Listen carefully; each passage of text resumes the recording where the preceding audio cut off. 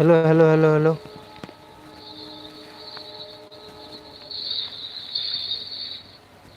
Hello hello hello hello.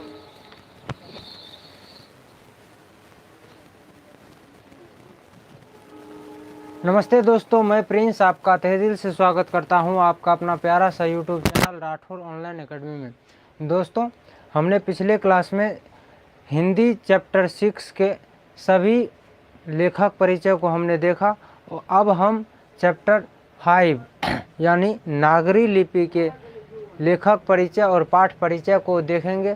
तो चलिए आज के क्लास को हम स्टार्ट करते हैं। सबसे पहले आप लोग बता दीजिएगा ऑडियो और वीडियो की क्वालिटी। ऑडियो और वीडियो की क्वालिटी सब कुछ सही है, सब कुछ सही से दिख रहा है, आवाज़ बात सही है,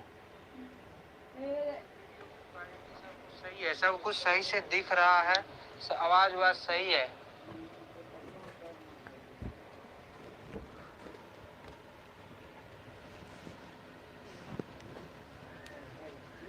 चैप्टर क्या है आज? नागरी लिपि। चैप्टर का नाम क्या है? नागरी लिपि।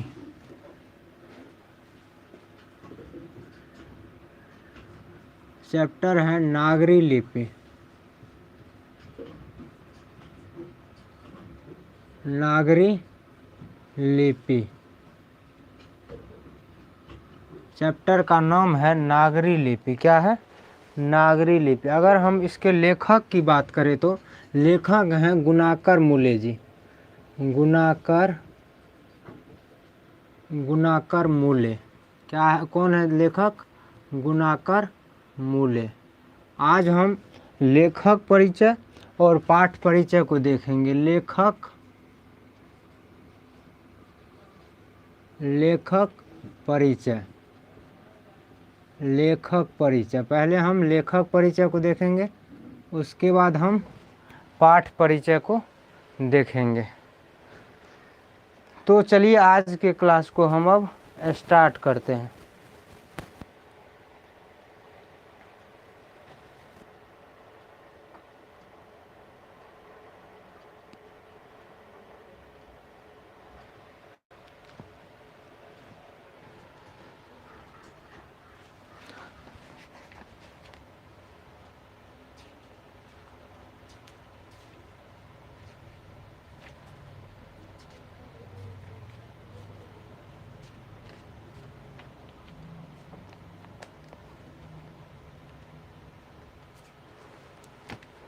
अगर हम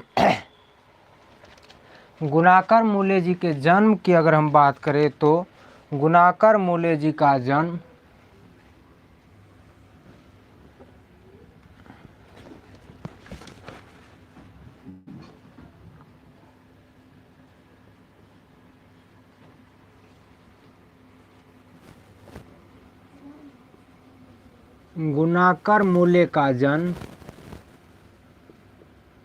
गुणाकर मूले का जो जन्म हुआ था वह हुआ था 1935 ईस्वी में। कितना ईस्वी में? 1935 ईस्वी में। 1935 ईस्वी में महाराष्ट्र के अमरावती जिला में। कहाँ पे हुआ था?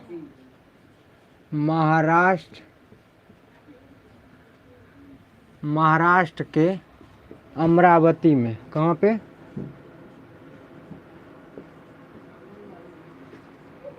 महाराष्ट्र के अमरावती जिला में।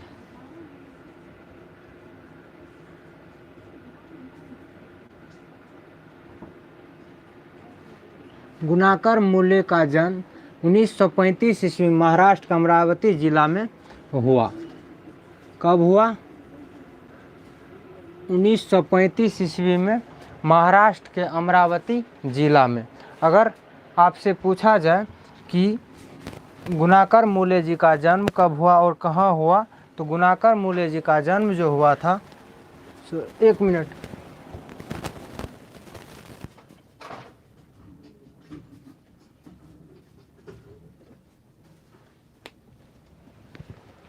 गुणाकर मूले जी का जो जन्म हुआ था वह 1935 ईस्वी में महाराष्ट्र के अमरावती जिला में हुआ था।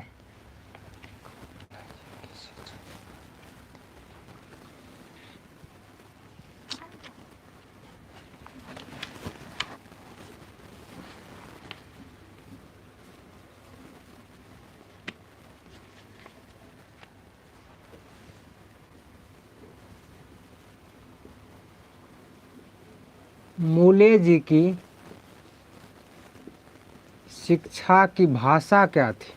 मूले जी शिक्षा जो ग्रहण कर रहे थे उसकी भाषा क्या थी? तो मूले जी की शिक्षा की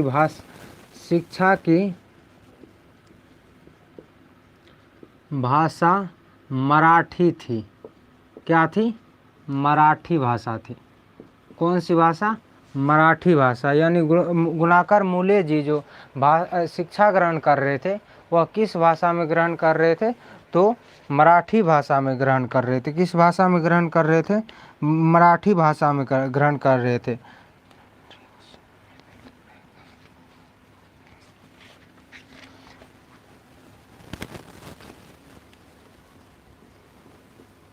गुणाकर मूले मैट्रिक से गुणाकर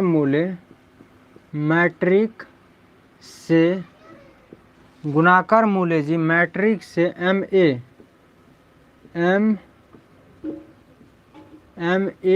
तक की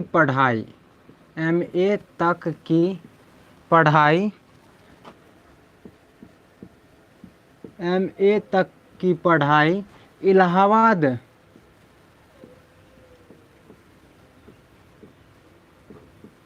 इलाहाबाद से किए। कहाँ से किए? इलाहाबाद से किए। कहाँ से किए? इलाहाबाद से की। गुणाकर मूले मैट्रिक से एमए तक की पढ़ाई अगर आपसे पूछा जाए कि गुणाकर मूले जी मैट्रिक से एमए तक की पढ़ाई कहाँ से किए थे, तो वह किए थे इलाहाबाद से। कहाँ से? इलाहाबाद से किए थे। अगर आगे हम देखें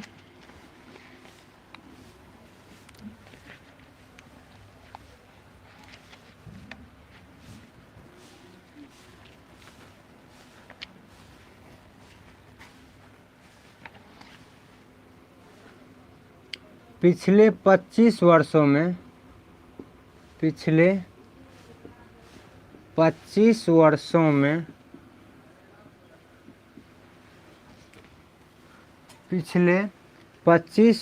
में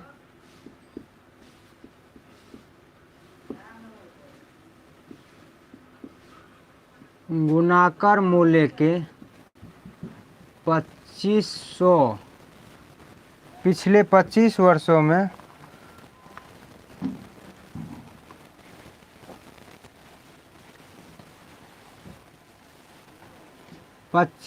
से अधिक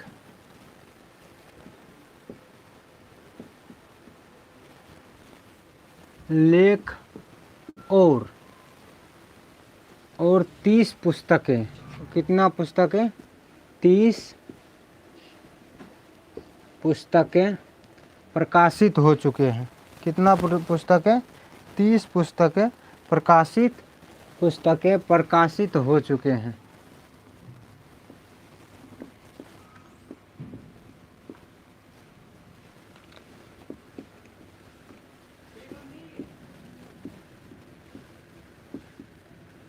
गुणाकर मूले जी के पिछले 25 वर्षों में गुणाकर मूले के पिछले 25 वर्षों में 2500 से अधिक लेख और 30 पुस्तकें प्रकाशित हो चुके हैं। कितना?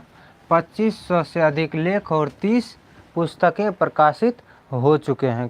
किसके? गुणाकर मूले जी के। अगर हम आगे बात करें तो गुणाकर मूले के प्रमुख कृतियां के बारे में अगर हम बात करें तो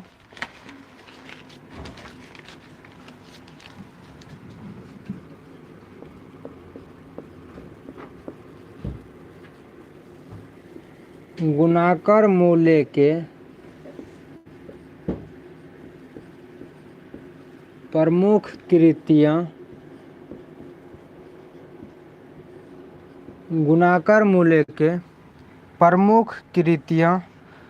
कृतियां अक्षरों की कहानी। पहला है अक्षरों की कहानी। पहला क्या है? अक्षरों की कहानी। पहला क्या है? अक्षरों की कहानी। अगर दूसरा की अगर हम बात करें तो भारत इतिहास और संस्कृति। भारत इतिहास और संस्कृति। भारत इतिहास और संस्कृति क्या है? भारत इतिहास और संस्कृति क्या है? भारत इतिहास और संस्कृति। अगर तीसरा की अगर हम बात करें तो तीसरा है प्राचीन भारत के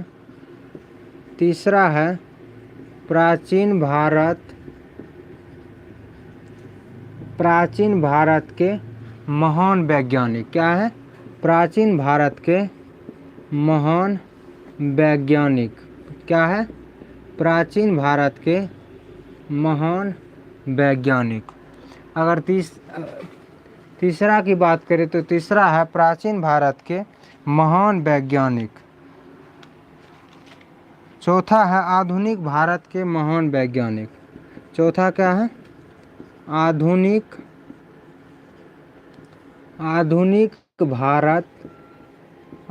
भारत के महान वैज्ञानिक। क्या है? आधुनिक भारत के महान वैज्ञानिक।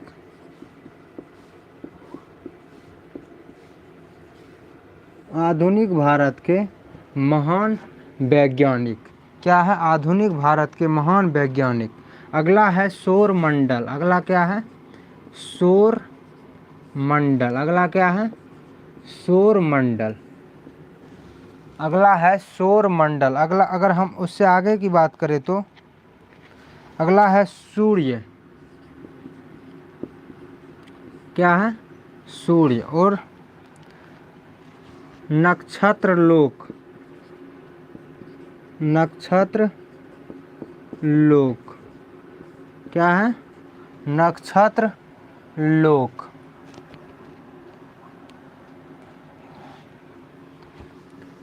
अगला है भारतीय लिपियों की कहानी। भारतीय लिपियों की कहानी। क्या है? भारतीय लिपियों की कहानी। उससे आगे है अंतरिक्ष यात्रा। अंतरिक्ष यात्रा। क्या है? अंतरिक्ष यात्रा। अगर उससे हम आगे की बात करें तो ब्रह्मांड परिचय।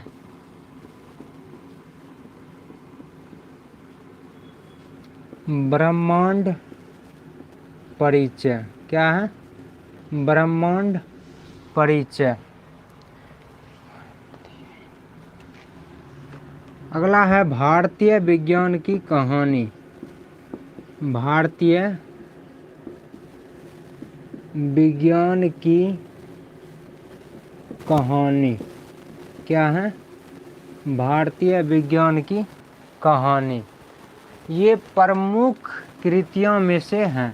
ये हैं गुणाकर मूले जी की प्रमुख कृतियाँ। अब हम आगे देखते हैं। अब हम आगे अगर देखें तो आगे है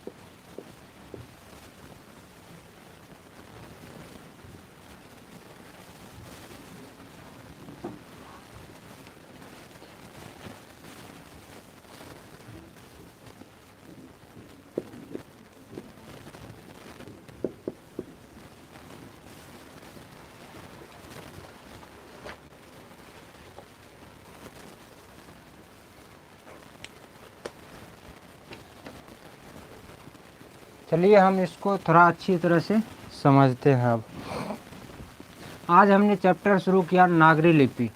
अगर हम नागरी लिपि के लेखक की बात करें तो नागरी लिपि के लेखक जो हैं वह हैं गुणाकर मूले जी। कौन है? गुणाकर मूले जी। नागरी लिपि के लेखक कौन है? गुणाकर मूले जी। अगर अब हम गुणाकर मूले के बारे में देखते हैं। गुणाकर मूले का जन्म की अगर हम बात करें तो गुणाकर मूले का जो जन्म हुआ था वह हुआ था 1935 ईस्वी में। कितना ईस्वी में? 1935 ईस्वी में। कहाँ पे? गुणाकर मूले का जो जन्म हुआ था वह हुआ था 1935 ईस्वी में। कहाँ पे? महाराष्ट्र के अमरावती जिला में। कहाँ पे? महाराष्ट्र के अमरावती जिला में हुआ था। कहाँ पर हुआ था गुणाकर मूले जी का जन्म? महाराष्ट्र के अमरावती जिला में। कितना ईस्वी में? कितना ईस्वी? 1935 ईस्वी में गुणाकर मूले जी का जन्म हुआ था। कब हुआ था? तो 1935 ईस्वी में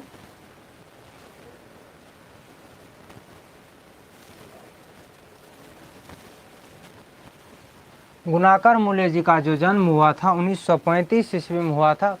कहाँ पे? महाराष्ट्र के अमरावती जिला में। अगर हम गुणाकर मूले की शिक्षा की अगर हम बात करें तो गुणाकर मूले जी जो शिक्षा ग्रहण किए थे वह किए थे मराठी भाषा में। किस भाषा में? मराठी भाषा में। यानी कि वह महाराष्ट्र के रहने वाले थे, तो यानी मराठी भाषा में शिक्षा ग्रहण किए थे। गुणाकर मूले जी मैट्रिक से MA तक की पढ़ाई, गुणाकर मूले जी मैट्रिक से MA तक की पढ़ाई कहाँ से किए? इलाहाबाद से। कहाँ से? इलाहाबाद से किए थे।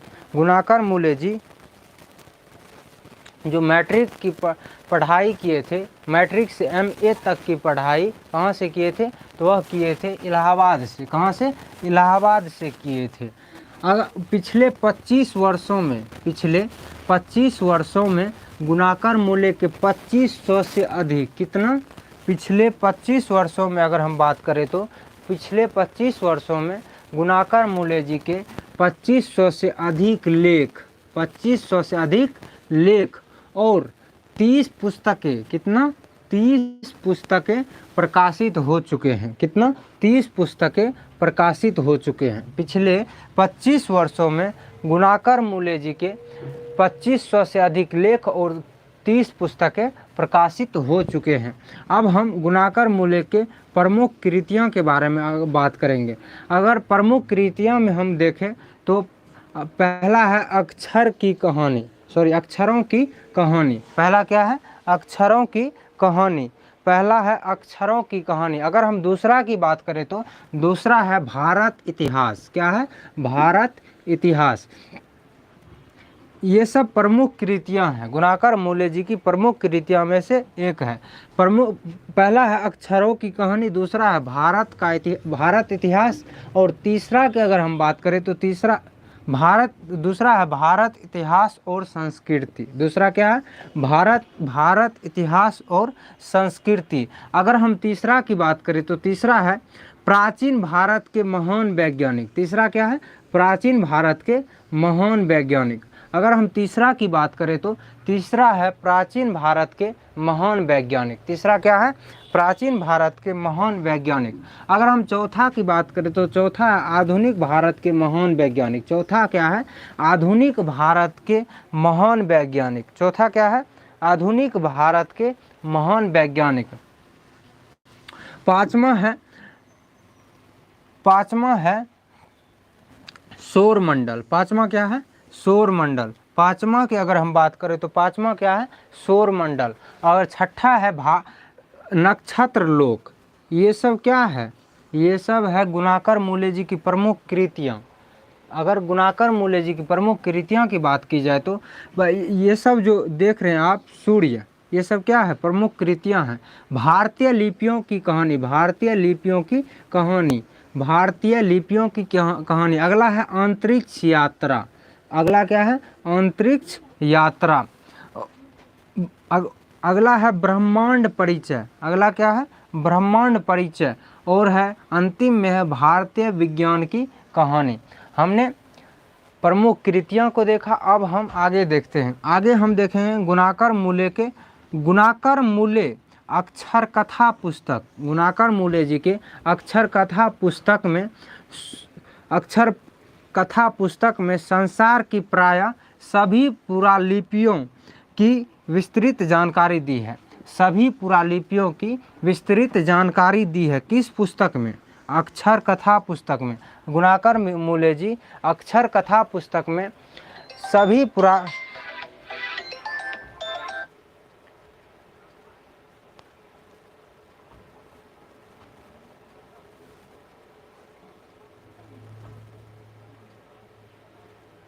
गुणाकर मूले जी अक्षर कथा पुस्तक में संसार की प्रायः सभी पुरालिपियों की विस्तृत जानकारी दी है। किस पुस्तक में, तो अक्षर कथा पुस्तक में। आगे हम देखते हैं, आगे है नागरी लिपि निबंध। नागरी लिपि निबंध भारतीय लिपियों की कहानी पुस्तक से ली गई है। नागरी लिपि निबंध जो है वह भारतीय लिपियों की कहानी पुस्तक से ली गई। भारतीय लिपियों की कहानी पुस्तक से ली गई है। किस पुस्तक से ली गई है, भारतीय लिपियों की कहानी पुस्तक से। किससे, भारतीय लिपियों की कहानी पुस्तक से ली गई है।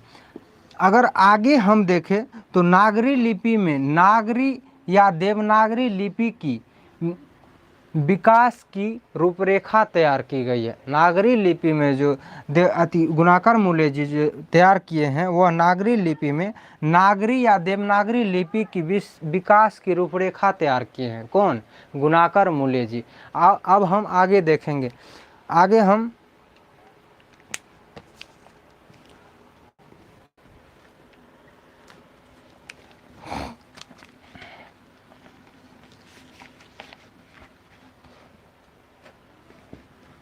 आगे देखते हैं।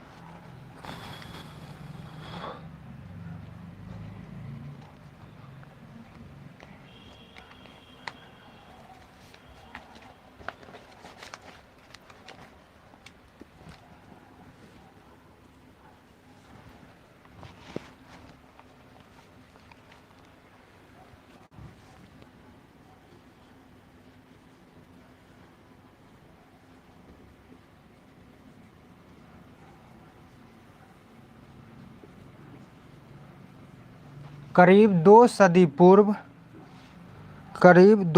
पूर्व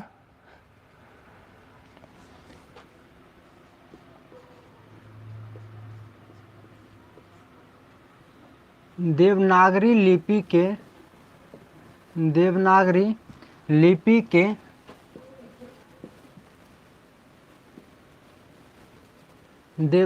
लिपि के टाइप बने और पुस्तक छपने लगी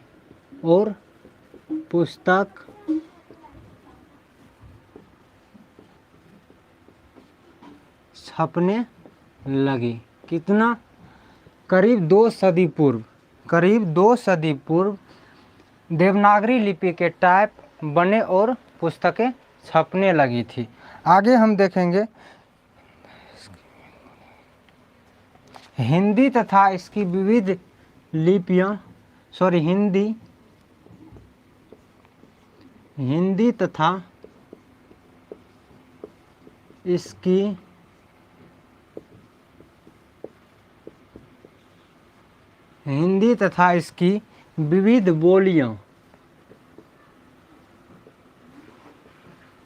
हिंदी तथा इसकी विविध बोलियां की अगर हम बात करें किस लिपि में लिखी जाती है, तो वह लिखी जाती है देवनागरी लिपि में। किस लिपि में? हिंदी तथा इसकी विविध बोलियां देवनागरी लिपि में लिखी जाती है। देवनागरी लिपि में लिखी जाती है। किस लिपि में लिखी जाती है? देवनागरी लिपि में। ये ऑब्जेक्टिव में पूछा जाता है कि हिंदी तथा इसकी विविध बोलियां किस लिपि में लिखी जाती है, तो वह लिखी जाती है देवनागरी लिपि में। किस लिपि में? देवनागरी लिपि में। नेपाल की कस्कूरा नेपाल, आगे है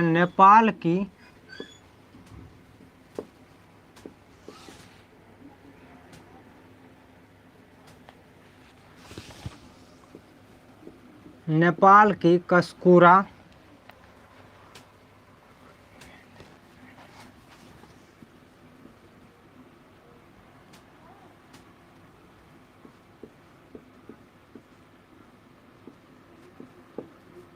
वे नेवारी भाषाएं, नेपाल की कस्कूरा वे नेवारी भाषाएं किस भाषा में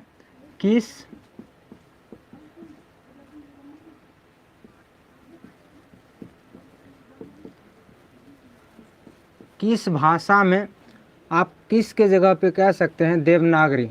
आप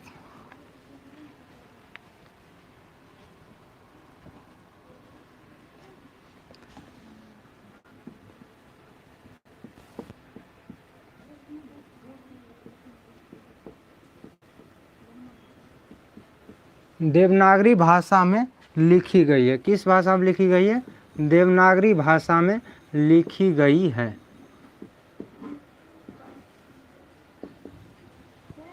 नेपाल की कस्कूरा वे नेवारी भाषाएं किस भाषा में लिखी गई है, तो वह है देवनागरी। आगे हम देखेंगे मराठी भाषा की लिपि क्या है। मराठी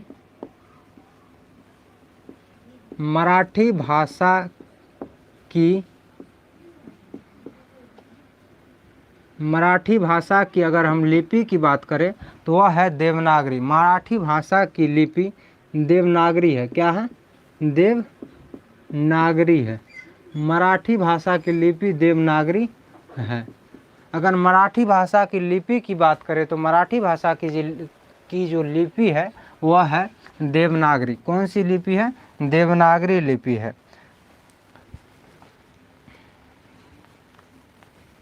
संस्कृत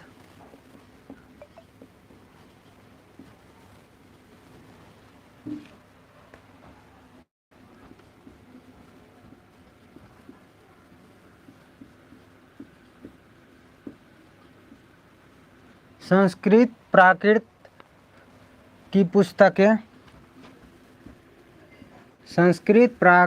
पुस्तकें प्रायः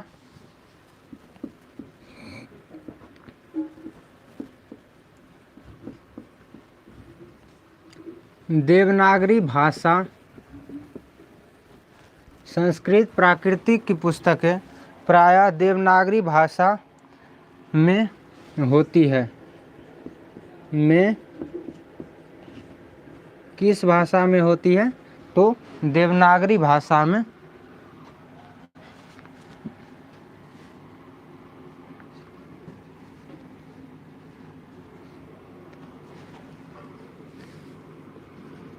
बंगला लिपि जो है, बंगला लिपि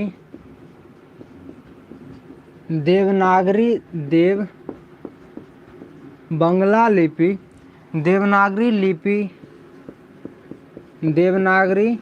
लिपि की बंगला लिपि जो है वह देवनागरी लिपि की पुत्री नहीं तो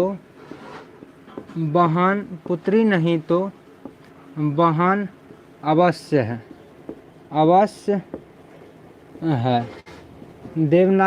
बंगला लिपि जो है वह देवनागरी लिपि की पुत्री नहीं तो बहन अवश्य है। आगे हम देखेंगे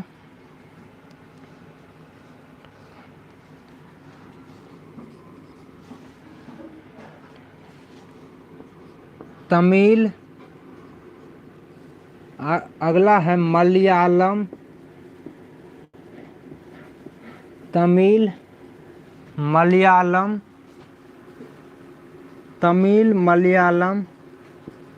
तेलुगु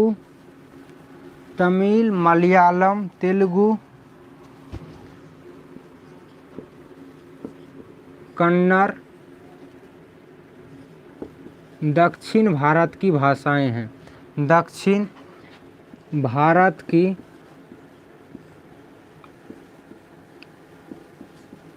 भाषाएं हैं। कहाँ की भाषाएं हैं? तो दक्षिण तमिल, मलयालम, तेलुगु, कन्नड़, ये सब कहाँ की भाषाएं हैं? तो ये सब जो है वह भाषाएं हैं कहाँ की? दक्षिण भारत की ये सब भाषाएं हैं। आगे दक्षिण भारत की लिपियाँ कहाँ से विकसित हुई? दक्षिण भारत की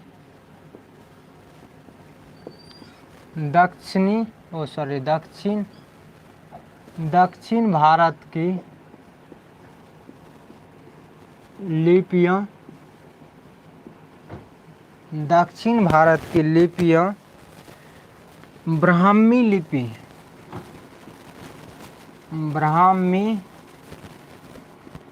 लिपि से विकसित हुई। किससे विकसित हुई? ब्राह्मी लिपि से विकसित हुई। दक्षिण भारत की जो लिपियां हैं वह किस लिपि से विकसित हुई? तो वह हुई थी ब्राह्मी लिपि से। किस लिपि से? ब्राह्मी लिपि से विकसित हुई थी। नागरी लिपि के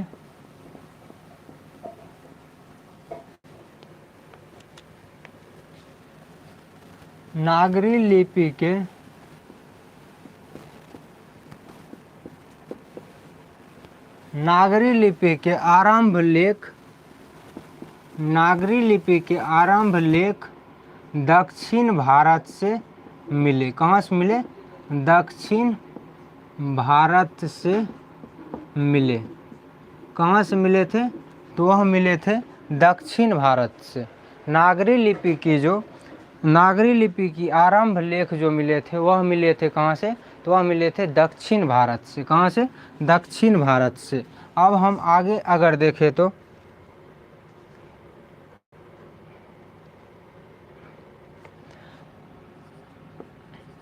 दक्षिण भारत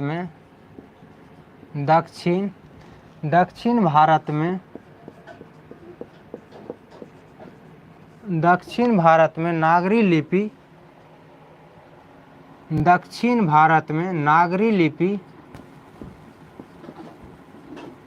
अगर दक्षिण भारत में नागरी लिपि को किस नाम से जाना जाता है? तो आप बोलेंगे नंद नागरी से। दक्षिण भारत में नागरी लिपि को नंद नागरी दक्षिण भारत में नागरी लिपि को नंद नागरी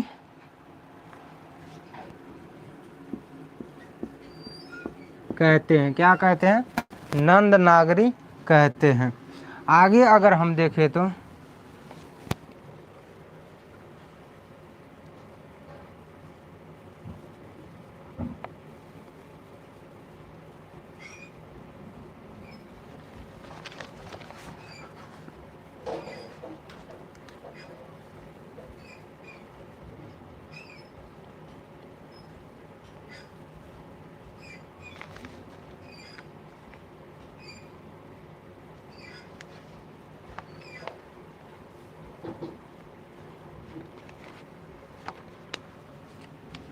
उत्तर भारत के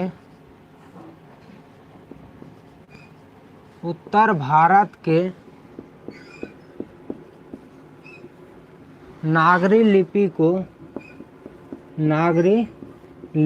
को किस नाम से जाना जाता है? उत्तर भारत के नागरी लिपि को किस नाम से जाना जाता है? तो वह है देवनागरी। क्या है? देवनागरी। किस नाम से जाना जाता है? वह है देवनागरी लिपि के नाम से। अब हम इसको थोड़ा अच्छी तरह से समझते हैं। हमने देखा करीब 2 सदी पूर्व देवनागरी लिपि के टाइप बने। कितना सदी पूर्व टाइप बने थे देवनागरी लिपि के? तो 2 सदी पूर्व देवनागरी लिपि के टाइप बने और पुस्तकें छपने लगी, और पुस्तकें जो है वह छपने लगी थी। कितना सदी पूर्व? 2 सदी पूर्व। आगे हम देखें तो हिंदी तथा इसकी विविध बोलियां किस लिपि में लिखी जाती है? देवनागरी लिपि में। हिंदी तथा इसकी विविध बोलियां जो है वह देवनागरी लिपि में लिखी जाती है। हिंदी तथा इसकी विविध बोलियां किस लिपि में लिखी जाती है? तो वह है देवनागरी लिपि में। नेपाल की कस्कूरा वे नेवारी भाषाएं, नेपाल की कस्कूरा एवं नेवारी भाषाएं देवनागरी भाषा में लिखी जाती है। किस भाषा में लिखी जाती है? तो वह लिखी जाती है देवनागरी भाषा में। नेपाल की कस्कूरा एवं नेवारी भाषाएं किस भाषा में लिखी जाती है? तो वह है देवनागरी। किस भाषा में? देवनागरी भाषा में लिखी जाती है। आप देवनागरी लिपि कह सकते हैं, आप देवनागरी लिपि में लिखी जाती है। मराठी भाषा की लिपि क्या है? मराठी भाषा की जो लिपि है वह है देवनागरी। क्या है? देवनागरी। मराठी भाषा की जो लिपि है वह है देवनागरी। ये ऑब्जेक्टिव में भी पूछा जाता है कि मराठी भाषा की लिपि क्या है? तो वह है देवनागरी लिपि। आगे है संस्कृत प्राकृत की पुस्तकें प्रायः देवनागरी भाषा में होती है। संस्कृत प्राकृत की पुस्तकें जो है वह प्रायः किस भाषा में होती है? तो वह होती है देवनागरी भाषा में। किस भाषा में? देवनागरी भाषा में होती है। आगे हम अगर देखें तो बंगला लिपि को देवनागरी लिपि की पुत्री नहीं तो बहन अवश्य है। बंगला लिपि जो है वह देवनागरी लिपि की अगर पुत्री नहीं कहे तो बहन अवश्य है। आगे हम देखेंगे तमिल, मलयालम, तेलुगु, कन्नड़ आदि कहाँ की भाषाएं हैं? तो ये है दक्षिण भारत की भाषाएं। कहाँ की भाषाएं? दक्षिण भारत की भाषाएं हैं। पहला है तमिल, मलयालम, तेलुगु, कन्नड़। ये सब कहाँ की भाषाएं हैं? ये सब भाषाएं जो है वह है कहाँ की? तो वह है दक्षिण भारत की भाषाएं। कहाँ की भाषाएं हैं? दक्षिण भारत की भाषाएं। ध्यान रखिएगा। दक्षिण भारत की लिपियाँ ब्राह्मी लिपि से विकसित हुई। दक्षिण भारत की जो लिपियाँ विकसित हुई थी वह कहाँ से, किस लिपि से विकसित हुई? ब्राह्मी लिपि से। दक्षिण भारत की लिपियाँ यदि अगर आप कह सकते हैं कि नागरी लिपि जो देवनागरी लिपि जो है वह विकसित किस लिपि से हुई? तो वह हुई थी ब्राह्मी लिपि से। आगे है नागरी लिपि के आरंभ लेख दक्षिण भारत से मिले। नागरी लिपि के जो आरंभ लेख थे वह किस लिपि से मिले? वह कहाँ से मिले? तो वह मिले थे दक्षिण भारत से। कहाँ से मिले थे? दक्षिण भारत से मिले थे। आगे है दक्षिण भारत में नागरी लिपि को नंद नागरी कहते हैं। दक्षिण भारत में नागरी लिपि को क्या कहते हैं? नंद नागरी कहते हैं। दक्षिण भारत में नागरी लिपि को क्या कहते हैं? तो वह कहते हैं नंद नागरी। ऑब्जेक्टिव के दृष्टि से बहुत ही महत्वपूर्ण है कि दक्षिण भारत में नागरी लिपि को किस नाम से जाना जाता है? तो वह है नंदनागरी के नाम से जाना जाता है। उत्तर भारत की नागरी लिपि को किस नाम से जाना जाता है? उत्तर भारत में नागरी लिपि को किस नाम से जाना जाता है? तो वह है देवनागरी। किस नाम से? देवनागरी नाम के नाम से जाना जाता है। उत्तर भारत में नागरी लिपि को, उत्तर भारत में नागरी लिपि को किस नाम से जाना जाता है? तो वह है देवनागरी के नाम से जाना जाता है। लास्ट है, गुणाकर मूल्य का निधन कब हुआ? गुणाकर मूल्य का निधन, गुणाकर मूल्य जी का निधन जो हुआ था वह हुआ था 2009 ईस्वी को। कब? 2009 ईस्वी में हुआ। गुणाकर मूल्य का निधन जो हुआ वह कब हुआ? तो वह हुआ था 2009 ईस्वी में। ध्यान रखिएगा, ऑब्जेक्टिव के दृष्टि से बहुत ही महत्वपूर्ण है कि गुणाकर मूल्य जी का जन्म कब हुआ? तो जन्म हुआ था 1935 ईस्वी में। अगर निधन की बात करें तो निधन जो हुआ था वह हुआ था कब? वह हुआ था 2009 ईस्वी में। तो आज के क्लास को अब हम ख़त्म करते हैं, मिलते हैं अगले क्लास में। थैंक यू, धन्यवाद, बाय।